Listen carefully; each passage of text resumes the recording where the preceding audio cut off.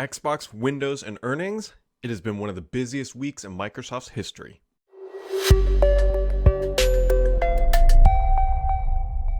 Happy Friday, friends. It is Friday.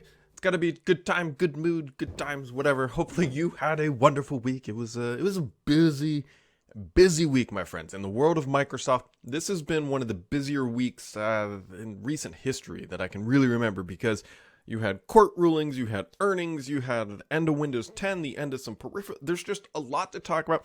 Going to waste no time. Let's just dive into the news. So this week, Microsoft released their earnings, and overall, the company's exceptionally healthy. That doesn't mean every single division is doing, above grade, if you will. But overall, the company had $52.9 billion in revenue, which is an increase of 7% year over year.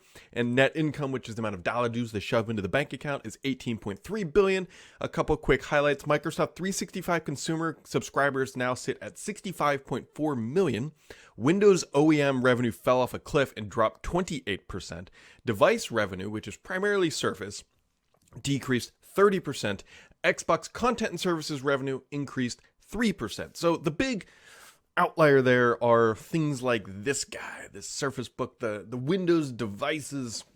Just really people aren't buying laptops, and the channels are getting filled, and which means they're slashing prices on this stuff. And so if you're in the market for buying a PC, you can probably find a pretty good deal. You can probably find a really great deal, actually, if you're willing to look hard enough. That being said, if you're a vendor or an OEM, things are not so rosy. And so now they've got to start to try to figure out new tricks of the trade about how are they going to sell new devices on the backside of the pandemic. And so that's what they're dealing with. And so it's not that people are going to be like, well, Windows is dead. Windows is doom and gloom. I mean, it's a down market. That is exactly what it is. Now, if you went back to, 2 years ago, everyone's like, Windows back, the laptop is back. Like, these are just the cycles that the industry goes through. The unfortunate reality is, for a lot of OEMs, is that the life cycle of a modern PC is much longer than it used to be. I still run a 7900X upstairs as my primary desktop rig, and that thing is like, 5 years old, 6 years old? And honestly, I don't have a lot of desire to replace it. It skirted through the Windows 11 benchmark. Now, this device down here we're recording on, I believe, is a 7600K. It is stuck on Windows 10. And again, I don't have a lot of desire to update it or upgrade it, because it does exactly what I need. And why go spend another $2,000 to do the exact same thing that I'm already doing without any issue? Now, granted, if I were going to start recording in something like 4K, 60 frames per second, right now I do 1080p 60, then maybe I would need to look to upgrade. But as of right now, not planning to do that.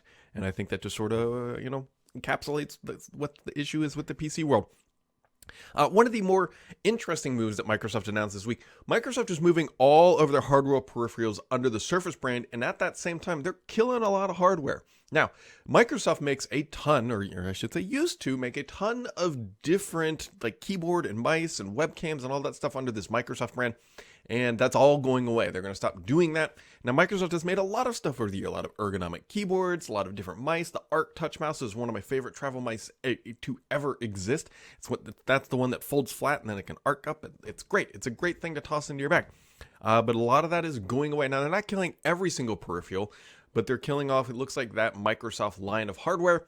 And so, it's not just a rebranding. They are like legitimately, culling a lot of product, if you will. Speaking of culling of product, Microsoft has also announced that Windows 10 22H2 will be the last version of Windows 10. So get your box on that one, and you will continue to get security updates at least until October 14th of 2025. I don't know what's going to happen after that. I'm assuming that they are going to extend this or figure this out, because I am a user here with a 7600K, a wonderful chip from Intel, and a great machine that can do everything I need, can only run Windows 10. Now, I know people are going to say, yes, you can do the unofficial workaround to get Windows 11. I'm well aware, but that's missing the point here. The average consumer is not going to do that. And so is Microsoft really going to just try to force everyone to Windows 11? Probably. That is probably, roll back in the podcast. We just said, hey, device revenue is down 28%. What's a great way, Brad, to get people to upgrade their machines forcefully? Well, you start putting up prompts on their device like your device is no longer getting security support you need to upgrade. And so maybe these things are coming together at a convenient time for the Microsoft, maybe not so much for the consumer, but Windows 10 22H2, See you later. Now, on that same note, Microsoft also announced that Windows 11 LTSC, that is the long-term servicing channel, will be coming in late 2024, which is interesting timing because that's when Windows 12 will be arriving. So maybe we're going to see the end of Windows 11. Microsoft's going to draw the line in the sand and be like, Windows 11 is done. Here's the LTSC version that will last another 5 years, something like that.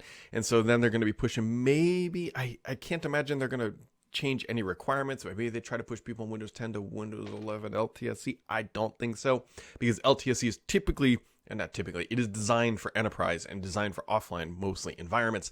And so, that's a lot of stuff. Microsoft Edge will soon let you remove features that you do not want. We will wait and see when this fully rolls out and see how truly you can turn things off and actually remove them. Things like crypto wallet and shopping, if that's not your thing.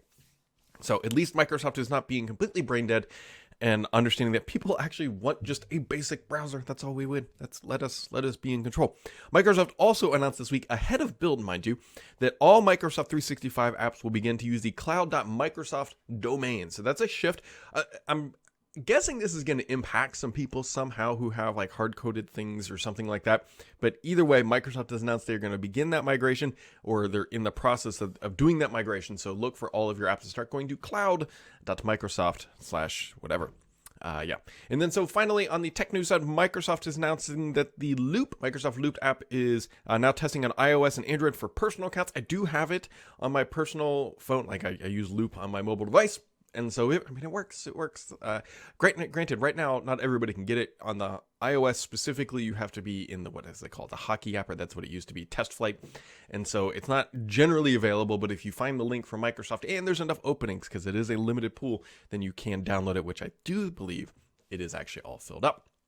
So if earnings this week wasn't enough, if cutting off Windows 10 wasn't enough, if it wasn't removing hardware from Microsoft's inventory through, putting it under the Surface Brain wasn't enough, the CMA bombshell. Let's dive into the gaming news. So there's been more information. So earlier this week, the CMA came out and said, Microsoft, we're not going to let you close this deal.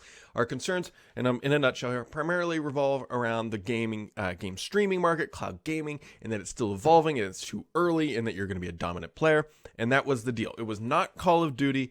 Granted, Sony maybe was pushing this bet. We don't really know what was happening truly behind closed doors, but it was not Call of Duty was not the issue. Since then, a lot of information has come out. First off, Bobby Kotick, obviously, was a little ticked off because, he's going to get a massive payday if he can get this thing, if he can get this deal closed. He actually goes on to say, it was so flawed in every way regarding their decision that it's going to create a lessening of competition, which is the opposite of their mission. And we think that an appeals tribunal will see that and rule in our favor. So that last part there is sort of the crux here. So Microsoft is going to appeal the ruling. It is not completely dead. They're going to go in front of this tribunal. And I don't know if they'll have to make additional concessions, if they can do, or different remedies or something along those lines that will allow them to close. But Microsoft is not stopping. So they actually announced just today, Brad Smith, Brad Smith said that they have struck another 10-year deal with Enware, which is a European cloud gaming platform, which strikes right at the heart of the UK's argument. So that is one thing. Also announced today is that NVIDIA came out in defense of Microsoft and cloud gaming, and that the UK was like, they're like, you kind of missed the mark on this one. And so, NVIDIA, this is just today, by the way, NVIDIA, Enware, two different companies, by the way, also, now backing Microsoft or joining Microsoft in their crusade here to get this done. So Microsoft is not even close. Phil Spencer actually went on through an internal process, through an internal meeting, really kind of called it and said, look, this is not what we were expecting, not what we hoped. And I'm paraphrasing here, but he said, this doesn't change our plans. Even if Microsoft doesn't close Activision, it doesn't change what Xbox is and Xbox is doing. And he really emphasized that they will continue to move ahead with their current strategy and continue to perform and that sort of thing. So Phil, just calming the waters. But realistically here, the next steps are that Microsoft is going to go in front of the tribunal. And a lot of people seem to think that they have a very valid case. Now, granted, these are the same people. Foss Patents is a very good source. Florian Mueller, I can never pronounce his name. It makes some good, compelling arguments. And it seems like potentially the CMA just completely missed here. That being said, they've made a ruling, and that is the facts. And the facts are that the CMA has made this ruling, which means that Microsoft is no longer going to get approval from the CMA, which means they have to try to take alternative course action And yeah, and so it's going to get real interesting because there's people believe that if Microsoft can't get the CMA to agree to this, now I hesitate because all of the pundits and analysts and legal experts out there keep saying like Microsoft should have been able to get this through. This feels weird. Like the CMA is just trying to say, look, we did something, but most people believe the tribunal will overturn it. But even that just doesn't feel quite right.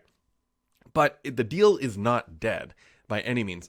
The next big shoe to drop, which is going to come from the EU, I believe is on May 22nd or around that time frame. Might be the 24th, can't remember. 22nd or 24th of May. The EU will officially reveal their ruling related as it is to this acquisition process. If the EU comes out and turns it down, then the deal might be dead. Then it might truly just be dead at that point. But again, the EU has already, according to Reuters, looks like they're going to approve it, although that's what we were expecting from the CMA. And so maybe we'll all be surprised. But either way, Microsoft is on the hook for roughly $3 billion if they cannot get this deal done. That being said, time will be the true test. The other thing to keep in mind, I think it's going to be very difficult, as it is today, for Microsoft to close the deal by June 30th. That is when they were contractually obligated with Activision to do that. Now, will they pay the $3 billion penalty on June 30th? I doubt it, because as of right now, Activision's stock price fell off a cliff when this deal came out from the CMA that they were going to block this. It would be crazy for Activision not to renew or extend because they would already be getting a more significant premium than when they initially signed the deal. And so I'm not expecting the deal to just fall apart because it's like June 30th, you didn't do it, we're walking away, give us the $3 billion. I don't think that's going to be the actual case here. So yeah, there's still a lot of drama, if you will, related to this Activision deal, and it is far from being done. The other super interesting thing happening on the gaming side is and it's getting a lot of attention, the Rogue Ally, which is a handheld device, think Steam Deck, but better specs. And so the pricing, it looks like it's leaked, has going to come out at $699. And I think that this is just the Xbox handheld killer. I really do, because this thing has high-end specs, higher-end specs than I think Microsoft would build into their own handheld. It will play just about anything without much issue. And so every time someone's like, build that Microsoft should make a handheld. Well, it's like, yeah, maybe they could get the price down a little bit from this. I mean, maybe that is a thing. But at $399 for the Steam Deck at the entry-level price, I can't imagine them getting it any lower than that. And so, there are very viable options for playing Xbox content on the road, and I think that Microsoft still should continue on their current course and not ship a handheld. You can play it on your iPhone, you can play it on a dedicated device like the Ally or the Steam Deck if you want, and those are going to be best-in-class experiences. Redfall Xbox controllers are available, if that's your thing. If you love those custom controllers, which clearly people do, I have no issue if you like your custom controllers. I totally get it. Customization, RGB, it's all the highlights. And those are now in the design labs. And then a little interpersonal company note. My company shipped a game on Steam Early Access called Galciv 4 Supernova, and it actually has Alien GPT, so this is really cool. I was actually watching the development of this, so it integrates GPT into the dialogue of the game, and it carries it throughout. It's a really neat implementation. There'll be a link down in the description below. All right, we have also questions of the week, which might be, it's a recent record for number of questions. I think it's 13 total. Different people commented in here. So let's dive into the questions. My favorite part of the week. Fired up. John Levy says, I am requesting your opinion. Well, you are about to get it. What if Intel rolls over and plays dead or actually fails? Who will do all the quote unquote stuff they do? To what extent will the US, to name just one country, be impacted? Interesting question. I seriously doubt Intel would actually completely collapse. Now, I'm not saying they won't go through downturns, they won't shrink, and they won't become a smaller iteration of what they are today. But there's one major thing that is missing from that conversation, and that is the government in the US. Now, the Intel does supply critical chips to various aspects of what the government does, so the government is not going to let Intel just collapse. So I don't think they're going to do that. They would find a way to keep their fabs online, their technology going. It might be an extremely slimmed down version of the Intel we know today, but I would be shocked if Intel ever truly died. I hate to use the term too big to fail, but they kind of are in that space, at least from the US technology independence perspective, which is a big topic these days about trying to keep onshoring production and capacity and ability to build high-end microchips is very much a big thing. Now, someone's going to come and say, Brad, we have AMD. We absolutely do. AMD is very much a viable option, but it's sort of like, you have multiple vendors for the government, right? Like it's Lockheed Martin exists, Rocketjet Aerodyne exists, Boeing exists. You don't want just one vendor. And so I don't think Intel will be allowed. I mean, the only other thing that could happen is that the government, like let's say they truly are in like Chapter 11, the government might come in and say, look, you're going to take these entities, put them into their own company. We will support that company until they are a viable process. All the other junk that doesn't make sense, it's gone, sort of thing. And so we've seen similar things. I mean, you can kind of look at the GM like auto bailout or other Detroit manufacturer bailouts along those lines. So that would probably be the model that is followed. Mr. PKI comes in and says, based on LinkedIn and Facebook's, it looks like more layoffs are occurring at Microsoft.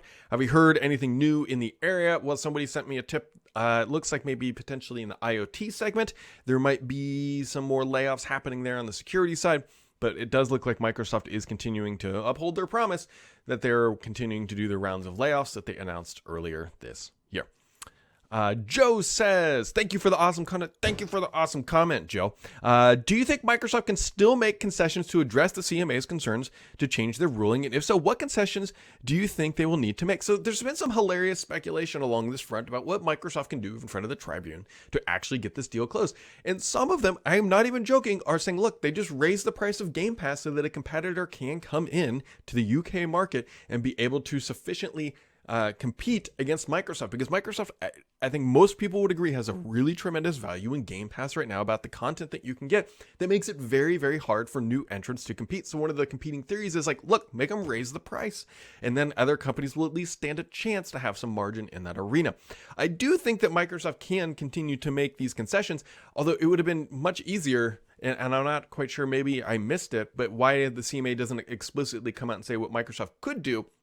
And maybe that's part of the game here, to actually get this shut down, or get this, get this deal shut and close the door and actually close the acquisition. But what could they do? Well, they can raise the price of Game Pass. They could make other concessions like saying, hey, we won't put Call of Duty in Game Pass. Now, you got to keep in mind that this would be limited to the UK market, which would also be hilarious. Like, let's say it closes around the world and they say, look, we won't bring Call of Duty to Game Pass in the UK. We think that's a fair deal. But imagine if the rest of the world has Call of Duty in Game Pass and the UK doesn't.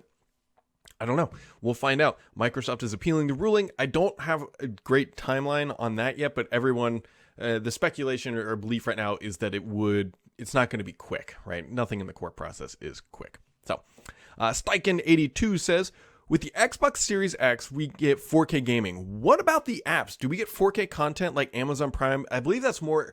So that is more on the app developer, I believe, than it is actually on Microsoft. Now, the Xbox will scale it up to 4K, right? If you have a 1080p image on your 4K TV, it will span the whole thing. It's not going to show up in a little box. But I believe that is more on the developer to actually stream 4K content, right? If ESPN is not streaming a 4K stream of whatever content you're watching, it doesn't really matter because it's not 4K content. And so, I believe it's possible, but I don't know the specifics for all of the apps. Jay Wolf says, hey Brad, happy Friday, Jay. With the somewhat shocking news that the CMA has decided to block the ABK merger due to cloud gaming, isn't the simplest solution to the issue to have Microsoft remove cloud functionality in the UK? If there's no this is interesting, see? If there's no xCloud cloud gaming functionality, there's no reason to block the merger and maybe somewhere renegotiate all the Xbox cloud back into Game Pass. See, this is what I mean. Like, okay, let's say that would this be a sufficient remedy? If Microsoft went to the tribunal and says, okay, fine, we agree, we might dominate cloud gaming, we will remove it from the market for the UK. Now, I suspect that the logical human beings are like, well, no, that's not what we meant, because they'll be like, well, we want our consumers to have access to cloud gaming, but no, not like that. And so to truly appease it, I mean, that's the simplest solution. It's like, okay, we won't do Xbox cloud gaming in the UK, and we'll just leave the market open. And so that's one of those, like, the literal interpretation isn't what the actual ruling really is stating. And so it would be funny if they tried to do that, but I don't think Microsoft actually would. Rob Segal says, regarding the Activision acquisition, a lot of attention was placed on Sony's objections and the 10-year deals Microsoft agreed to with platform makers. Do you think the impact of Google, specifically a decision to kill Stadia, was underestimated by the public, tech journalists, maybe even Microsoft themselves. I absolutely do. So if you go back, I have a video. It's like the 10-year cloud gaming agreement Microsoft actually needs that they don't have, and it's Amazon's Luna. They don't have that one. And I think that would actually be a massive win for Microsoft, because Amazon is one of the few companies on the planet who could actually compete at scale with what Microsoft is doing, and they don't have that 10-year agreement. Now, Nvidia is another who could do that. I don't want to, overwash that Nvidia doesn't play a significant role. But when you think about net new entrants into this market, Luna is the epitome of what Stadia could have been, but coming from Amazon, and they're still around. So yes, I do believe fundamentally that Stadia shutting down, proving that granted, Google has very much chased the shiny red ball, but Stadia not being able to compete in the market did impact Microsoft in ways that they potentially underestimated in the market. I think that is a very fair assessment and something to very much consider as Microsoft goes forward, that Stadia died, right? Stadia is not there. So you comment frequently, and you need to write out how to pronounce your name. I always say Ingwer Formax, 4RX. Dear Brad, with all these handheld devices coming out and Windows UI not being very friendly on a handheld, is there any interest from Stardock? And so, transparency, that's the company I work at, Stardock, and they also make Galciv, to make a console-like game launcher type of experience. It could be part of Start 11. So this is interesting. What he's getting at is when you run Windows 11 on a handheld device, the UI is not designed for those experiences. Now, Stardock makes UI-like tools, namely through Start 11. So we, full transparency, that is my team that would build this. We don't have anything on the roadmap currently, and I say that carefully, currently, that would address this specific concern. First, we got to understand the market. But that being said, Start 11 actually does have functionality built in. So one of the things you can do in Start 11 is you can, on Windows 10 or Windows 11, you can make a Windows 10 style start menu, and you can make it full screen, kind of like Windows 8. And you can also make the tiles on the start menu massive, so they'd be real easy to touch. And that might be a somewhat of a middle ground that helps people out. But as for a dedicated, almost Windows Media Center like UI, we don't have anything on the immediate roadmap currently for something like that. Brother Nod says, could Microsoft go ahead with the Activision acquisition and bow out of selling consoles to the UK? I mean, technically, yes, right? The UK's authority remains within the UK, and so they probably could. It would get a little weird for potential employees in that country. Like, what would they do? Especially Microsoft has a lot of inroads in the UK as well, right? Through government contracts, Office 365, Windows. It's not like Microsoft only has one product. And so Microsoft has to tread carefully that they don't anger the government too much, that they really start ripping away their ability to do business with other things like Azure and their data centers and stuff like that. So, and his second question is, do you foresee yourself using Loop over Notion or something similar? Yeah, so I've already moved from Notion over to Loop, mostly because I've always just wanted to use Loop, and I haven't been able to, and now it is. I will tell you that Notion is still, to this day, far superior than what Loop offers. It's befuddling that there's not a native Windows app. You got to use it as a web app, and they're just not as good. They're fine, but it's kind of like having knockoff brand. You know the meme, it's like, Mom, can we get McDonald's? And we have McDonald's. And she says, no, we have McDonald's at home, and it's something terrible. Like, it's not quite terrible, but it is definitely not nearly as good as Notion. But I am using Loop full time now. The notes for the show that I am reading from are in Loop. Richard says, with the Xbox Bethesda Showcase fast approaching in June, what's your most anticipated announcement? Should we expect any hardware releases or purely games? I'm not expecting hardware. That being said, I could be wrong on this. I could be wrong. But I remember one of the last big announcements from like this time frame was the Elite Series 2 controller. I think it was a codename Delphi, I believe, came at this time. I am not expecting an Elite Series 3. Microsoft just got the Design Lab stuff up and running. I'm not expecting, they also just announced the Elite Series 2 core controller. So I'm not expecting, at least yet, any hardware. Now, granted, the one piece of hardware that I think does make sense that Microsoft does not currently offer is an Xbox Series X without a disk drive. So there you go. That is one thing that I would hope to see, but I don't know if we're going to see that this year. He says, if you could choose a game franchise for an announced sequel or reboot in June, what would it be? Oh, man. the first thing that jumps into my head, and I believe there is a reboot somewhere out there, is Turok, like the original, right? I loved that game quite a bit, even like Perfect Dark. But you know what one I want? And this, if you recognize this game, first off, this is an N64 game. I would love a sequel to Win Back. If anybody remembers that game, I played a ton of that game, an absolute ton of it, and I would love to see a sequel for Win Back. Man, that even Rush. There was a game called Rush 64. I don't know if there was if they ever made a remake of that either. So those were two games that I played a lot as a kid. And the last question of the week comes from Francisco C. He says, do you believe that the lack of Xbox integration with the Steam Deck has to do with the heavy integration it will have on the Rogue Ally with Windows 11? Okay, so let's just back up here a second. So the Steam Deck primarily runs Steam. It is designed to run Steam because that has how Steam makes money, right? Steam can sell the Steam Deck at a lower cost because every time you buy a game through their game store, they make about 30% margin on that. So it's like, hey, we can sell this thing basically at price or close to it, maybe have a little bit of headroom in there, knowing that people will buy games on Steam, and that's how we make our money. It's not to their advantage to go for deep integration with Xbox, because if you buy a game on Xbox on the Steam Deck, Steam doesn't make any money. And so, right, they want you to, it's supposed to be the best Steam experience, not the best mobile gaming experience. Now, the Rogue Ally is looking pretty darn good, right? I noted that earlier it's going to be around $700. And he says, thinking about the Xbox integration there, that makes a lot more sense for that type of a device, because they don't make money through the game store, so they need the widest possible net to get the most amount of people to buy the hardware, because that's how they're going to make their money rather than on the back end. So I think they're just good differentiators. I think they're both good for the market. If you primarily play Steam games, then the Steam Deck makes more sense. But if you're big into the Xbox world and you want to have more flexibility, the Ally makes a lot of sense. And I truly do think that this might be the just best Xbox handheld we might see. I can't imagine Microsoft doing it potentially any better for a more lucrative price than what we see here, right? Because if Microsoft does launch a mobile handheld, they're going to want it to probably run PC games. I think they would want to cover that narrative, and then it also wanted to cover Xbox games. And then at that point, you're building the same thing and competing with your partners.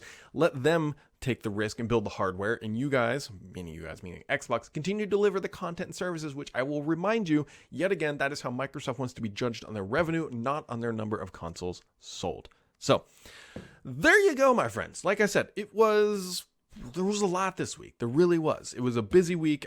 We are far from over. We're heading towards Microsoft Build, where we will see more things coming down the pipeline, more infrastructure and that sort of stuff. Obviously, I don't expect next week to be as crazy, but we're certainly going to start to hear more and more about how Microsoft's going to navigate the CMA. We're going to continue to see what happens with Surface, with Windows. We're getting a lot of news there as well. So as always, my friends, make sure to keep it subscribed here, because the only BS on this podcast is me.